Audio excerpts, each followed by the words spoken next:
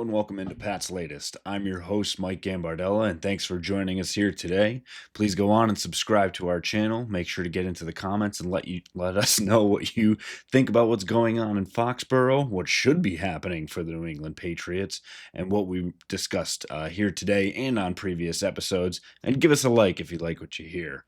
Before we get into today's docket, want to quickly touch on the Myles Garrett news that we heard from yesterday.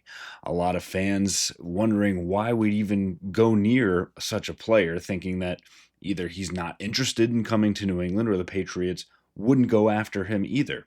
Again, it's going to take a king's ransom to get someone of that stature, and that could start with the number 4 pick in the NFL draft. Not sure if you'd want to give up that pick to go after somebody like that. Again, the talent there, and if you were going to take Abdul Carter, why not do it anyways, right? Or if you had to include Joe Milton in getting that over from Cleveland. Again, it would be a high price, and, Garrett has already said he wants to play for a championship, and rightly so. Why would New England be a championship contender right now? They would not be. But after free agency and after the draft, things can change quickly. We saw it in Washington, and there's no reason to think in the NFL, where parity does reign supreme and teams can change their fortunes quickly, it couldn't happen for New England. So, while we will report on news that comes across, and that will 99% of the time be from team accounts, the NFL, national reporters, or beat reporters, we're not here for clickbait. We're here to provide you the news around the New England Patriots and what you might need to know and what's actually going on in Foxborough. That said, let's get on to today's docket. And first off, with Drake Maye. He was out at the Pro Bowl, the surprise rookie, showing off his skills across the week before Media Week has now started in New Orleans.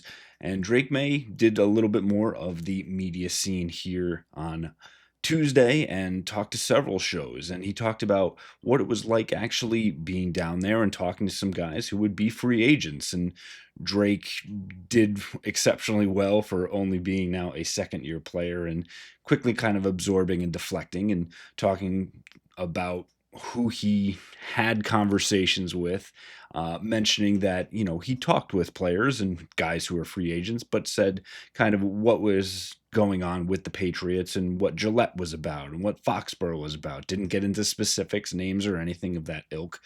You could glean that he probably was talking about Ronnie Stanley, the offensive tackle, all pro from the Baltimore Ravens, who will be at the top of that free agent class, and again would shore up a lot of problems and issues for the Patriots.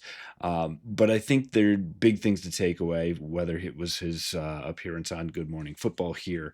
He was asked about, throwing to all pro receivers, and he said, and again, that was Jamar Chase, said it's pretty nice. But he's got guys in Foxborough that are doing their thing, so I got to do a better job of giving them the rock. Again, crediting his teammates, knowing that they're there, not saying they're going after players, and saying he needs to get better. Again, quick tip of the cap to the PR team at UNC, who's done a fantastic job with him. But maybe Drake Maye really does just care about his teammates and care about winning more than anything else. Again, free agents will help that out, whoever they add in the draft as well. And then they actually pressed him a little bit more to say, who should they sign? And actually talking about the wide receiver position again. Now, not to discredit anyone already on the roster, but widely assume there will be some additions made. The 3 that he actually mentioned, Jamar Chase, Nico Collins, and Justin Jefferson. Some good company. Obviously not getting any of those players, all currently under contract, but smart to say, hey, if we're going to go out and sign somebody, sign the best in the world. Not a bad idea, Drake, and I think we could all agree with you there.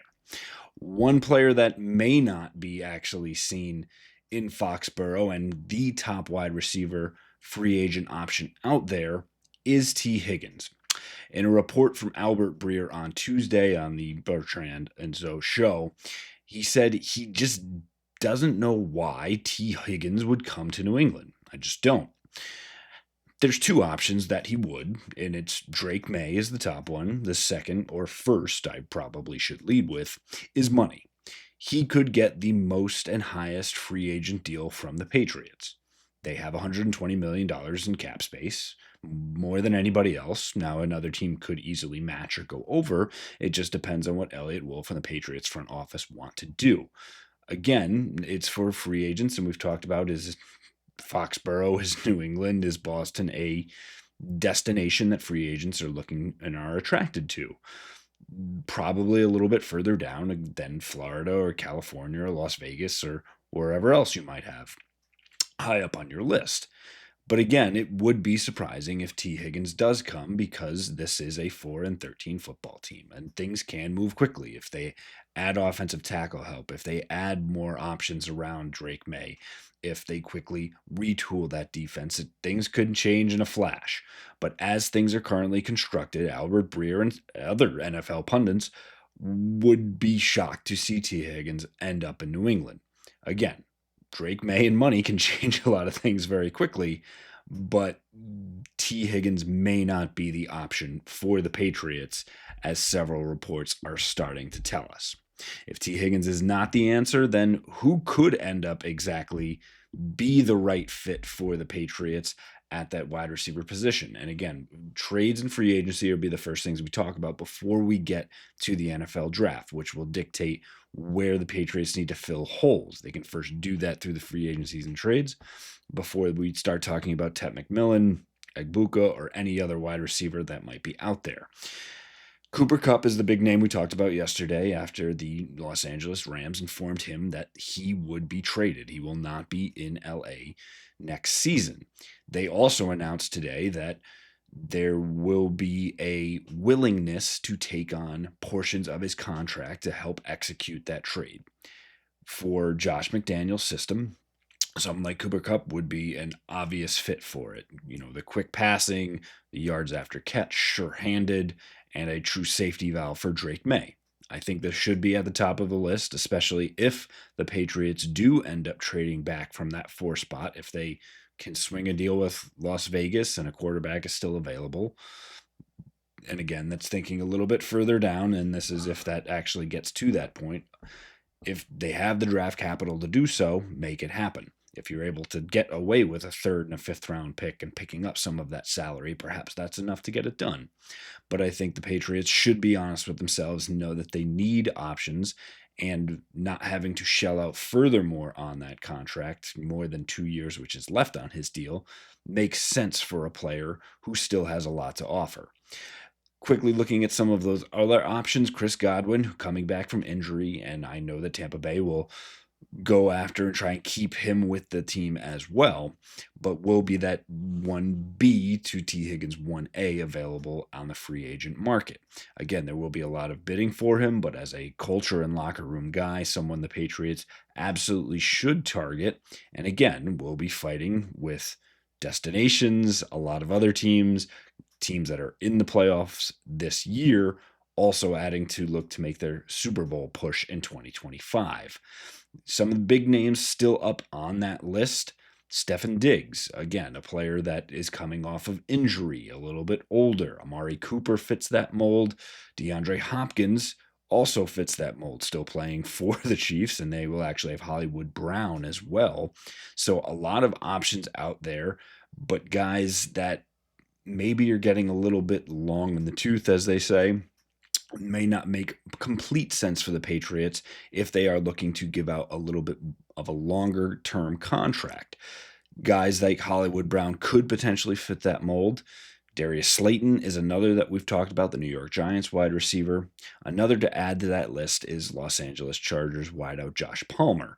Now, hasn't exactly been at an all-pro or all Pro Bowl level, but a guy who has flashed at times and has enough youth where it could be an extended contract to look at potentially getting it there as well.